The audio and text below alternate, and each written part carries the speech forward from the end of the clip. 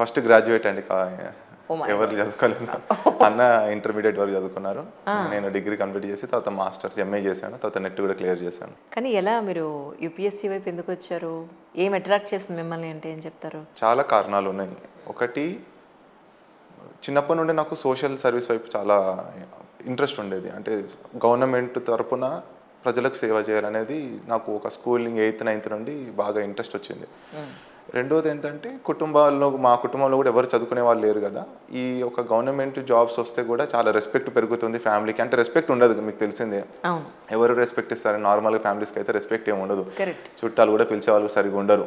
మన ఫంక్షన్స్ అయితే డబ్బు ఉంటేనే పిలుస్తారు. అలాంటివి చాలా ఉంటాయి కదా. అలాంటి ఎప్పుడు చిన్నప్పటి నుండి మనకు చూస్తూ ఉంటాం అలాంటి సంఘటనలు చూడడం మనతో.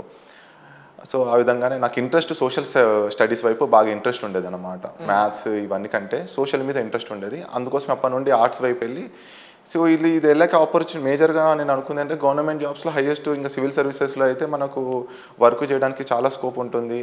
మనం గవర్నమెంట్లో చాలా పెద్ద ఆఫీసర్గా వెళ్ళగలుగుతాం అనుకుని సో 12th తర్వాత సీరియస్గా స్టార్ట్ చేశాను డిగ్రీలో. ఎవరు అడ్వైస్ చేస్తారు మీకు యాక్చువల్లీ? ఓకే ఇది కరెక్ట్ నువ్వు చూస్ చేసుకున్నది అని మీరు ఎవరితో షేర్ చేసుకున్నారు? మీకు ఎవరు సపోర్ట్ చేస్తారంటే ఏం చెప్తారు? స్టార్టింగ్లో అయితే నాకు సెల్ఫ్గా ఉండేదండి. నేను సెల్ఫ్గానే డిసైడ్ అయ్యాను. సెల్ఫ్గానే నేను కొంచెం పేపర్లు చదవడం అట్లా స్టార్ట్ చేశాను.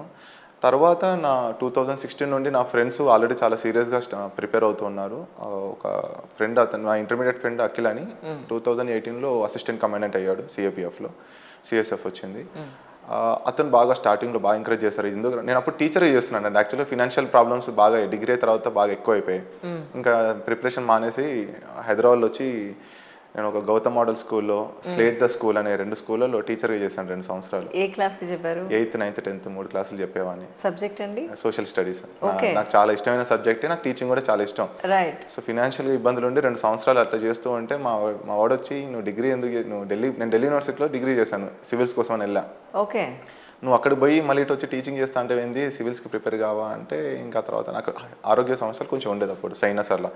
సో అవన్నిటి వల్ల నేను వదిలేయాల్సి వచ్చింది 2 years మధ్యలో.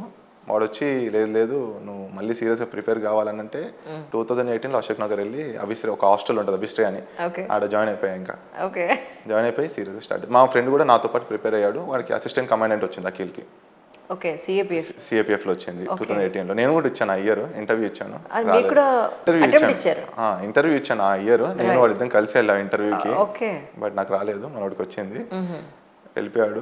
నేను ఇంకా ఈ ప్రిపరేషన్ కంటిన్యూ చేసి వచ్చాను. ఇన్నేళ్లలో ఇన్ని అటెంప్ట్స్లో లాస్ట్ అటెంప్ట్ వరకు ఇది నేను అచీవ్ చేయలేనేమో, this is not my cup of tea or coffee అని అనుకున్న సందర్భం లేదండి?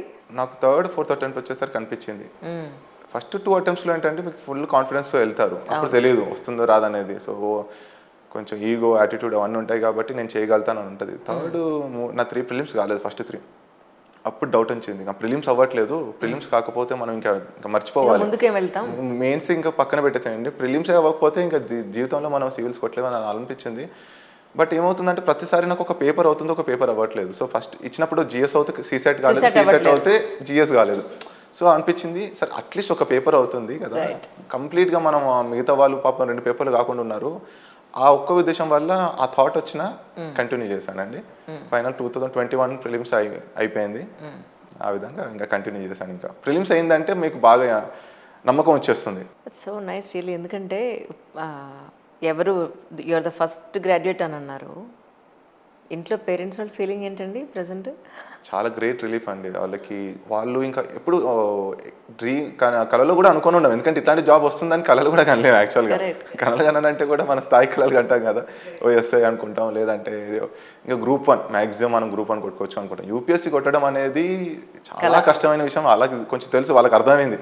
5 అటెంప్ట్ ఫెయిల్ అయ్యాడు, ఇంకా వాళ్ళు కూడా మర్చిపోయారు యాక్చువల్గా, ఇంకా కాదనుకున్నారు. కానీ ఏదో నేను అన్నాను ఇంకా 6 అటెంప్ట్లు ఉన్నాయి కదా, ఇంకో అటెంప్ట్ ఉంది సర్లే అన్నట్టు కానిచ్చాను. ఒక్కసారి వాళ్ళకు రిజల్ట్ రాగానే ఇంకా వాళ్ళు తట్టుకోలేరండి, నిజంగా ఏడ్చేశారు ఇద్దరు. నేను ఏడ్చాను, వాళ్ళు ఏడ్చాను. నేను ఢిల్లీలో ఉన్నాను. నేను ఢిల్లీలో కాల్ చేసి మా మమ్మీ ఏడుస్తుంది, మా నాన్న ఇంకా అసలు కళ్ళలో నీరు వస్తున్నాయి. నేను చెప్పాను ఇంకా బాధలు అయిపోయాయి, జీవితంలో మళ్ళీ బాధపడే అవసరం ఉండదు అని చెప్పానండి. సింపుల్ ఇదే చెప్పాను, జీవితంలో మళ్ళీ ఒక బాధపడే కష్టపడే అవసరం మనకు ఉండదని చెప్పాను. నేను కష్టాలు మళ్ళీ అనుభవించే అవసరం లేదని చెప్పాను. నేను ఏం పర్లేదు అంతే, నేను చూసుకుంటానని చెప్పాను. నేను ఇంకా మీరు ఇంకా చాలు, పక్కన పెట్టేసేయండి, ఏమన్నా పనులు ఉంటే నేను చూసుకుంటానని చెప్పి. మీరు వర్క్ చేసిన స్కూల్ వాళ్ళకి తెలుసా మీరు యూపీఎస్సీ అచీవ్ చేశారు? అది లేదు మేడం, నేను ఇంకా వెళ్ళలేదా? వెళ్ళలేదు. ఇప్పుడు హాలిడేస్ అని చెప్పేసి ఇప్పుడు సమ్మర్ హాలిడేస్ నడుస్తున్నాయి. సమ్మర్ హాలిడేస్ తర్వాత హాలిడేస్ అయ్యాక వెళ్ళి కలుస్తాను ప్రిన్సిపల్ మేడంని, టీచర్. మా ఫ్యాకల్టీ వాళ్ళు అప్పుడు నేను యంగ్ అండి, అప్పుడు చాలా యంగ్, 2016 to 18 చేశాను కదా. I was very young, 22, 23 years అప్పుడు. సో నాకు అనేవాళ్ళు, మీరు డిగ్రీ అక్కడ చేసి వచ్చి మీరు మాతో జాబ్ చేస్తున్నారు, మీకు ఎంత ఫ్యూచర్ ఉంది. మా ఫ్యాక్టరీ అక్కడ మా కొలీగ్స్ చాలా మంది చెప్పేవాళ్ళు, మీరు కూడా రాయండి అని. సో ఆ విధంగా వాళ్ళు చాలా హ్యాపీ ఫీల్ అవుతారు. ఆఫ్టర్ 6 years 7 years వచ్చింది. రైట్. అవును, సిఏపిఎఫ్కి ఏంటంటే దాని ఎగ్జామ్ ప్యాటర్న్ గురించి, పోర్షన్ గురించి అని చెప్పగలుగుతారా? సిఏపిఎఫ్లో మొదట్లో మీకు ప్రిలిమ్స్ లాగా ప్రిలిమినరీ ఎగ్జామ్ ఉంటుంది. అందులో 2 పేపర్స్ ఉంటాయి.